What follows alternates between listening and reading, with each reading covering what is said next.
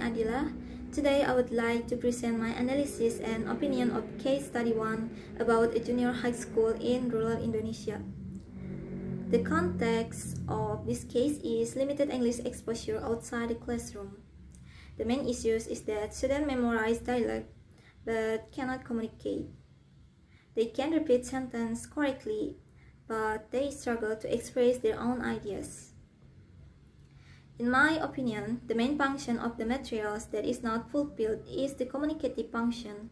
The textbook provides language input, but it doesn't give enough opportunities for students to practice using English naturally.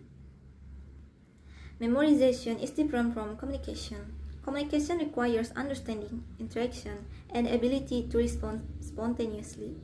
When students only repeat fixed dialogues, they may know the sentence, but they don't know how to apply them in real-life situations. According to Tomlinson, 2011, in Materials Development in Language Teaching, teaching materials should not only provide linguistic input, but also help learners use the language for meaningful communication. However, in this case, the materials mainly function as a source of knowledge, not as a tool for interaction. Similarly, Richard 2001 in Curriculum Development in Language Teaching states that effective materials should develop communicative competence, not only grammatical competence when students cannot express their own ideas. It shows that the communicative purpose of the materials has not been achieved. I believe the problem is not the textbook itself, but how it's used. Teacher can adapt the dialogues into the role plays, pair discussion, or simple communicative talks based on student real-life experiences.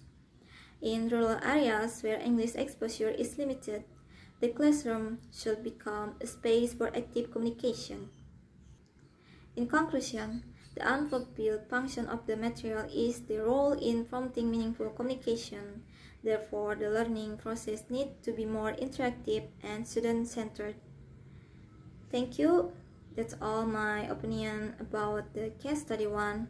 Next is the case study 2, will presented by Miss Zahra. My name is Zara Sheda, and in this video, I will discuss case study 2, which focus on how the adaptations of ELT materials in an urban senior high school improve students' motivations and participations. The adaptations of materials in the urban senior high schools improve students' motivations because the material become more meaningful, authentic, and engaging. By combining the textbook with YouTube videos, the teacher provide richer and more varied language input. According to Brian Tomlinson, 2011, effective materials should provide rich exposure, be meaningful, and engage learner emotionally. The use of YouTube videos allows students to experience authentic language in real-life context, which increase their emotional engagement and interest. Furthermore, Jack C. Richard 2001 explained that teaching materials should provide input and serve as the basic for instructions. The integrations of multimedia research over authentic listening practice and realistic language models, making the learning experience more relevant to students' needs. In addition, Jocelyn Howard and J. Major 2004 emphasized that good ELT materials should be contextualized and encourage interactions. The use of video-enabled classroom discussions, role plays, and interactive activities which increase student participations. In conclusions, the adaptations improve motivations because the material were more contextualized, interactive, and aligned with students' digital environment. Therefore, the functions of materials were fulfilled more effectively. Now I will continue with case study 3. In this case, the learners are elementary school students. They have low attention span, so they get bored easily and cannot for a long time. However, the material given is a grammar-heavy worksheet. It focuses too much on grammar rules and written exercise. This does not match the characteristic of young learners.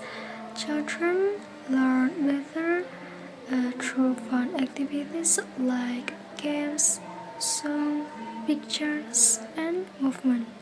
Because of this mismatch, students might lose interest quickly.